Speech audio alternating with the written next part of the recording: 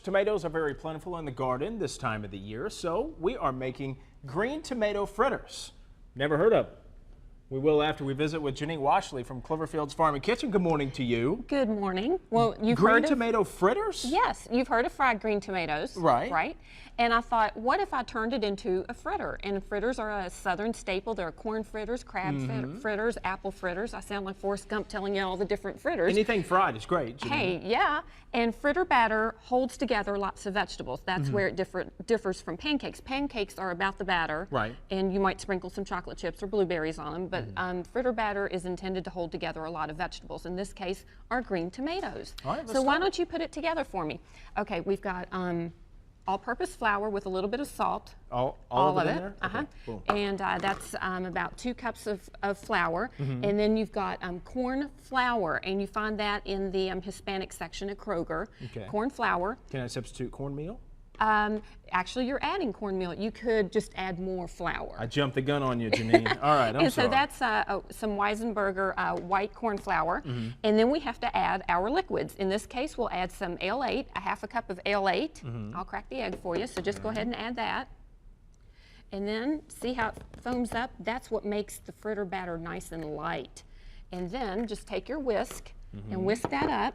And once you get your egg in there, just watch this technique, Janine. Hey man, you are learning how to stir. You are doing a good job. It only took me 2 years of doing these cooking segments with you, Janine. There you go. Scrape around your edges. Oh, okay, there you go. Bring in your edges. undry, and you got to kind of hurry with it because you've got your carbonation working there. Okay. And then we add our tomatoes. All right. Like that. Continue to whisk. Now we're kind of doing the folding, so we're just going to fold it in like that. I'll leave that up to the expert. We go down and under and around, down and under and around, and you can just set that aside. Okay, so that's it. It was pretty quick, right? Right. So then you come over here to our hot oil. Typically you fry a fritter. Yes. So this is a technique called shallow frying. It's a little bit more oil than sauteing, but it's a lot less oil than for frying. So which is much healthier than deep frying. You got it.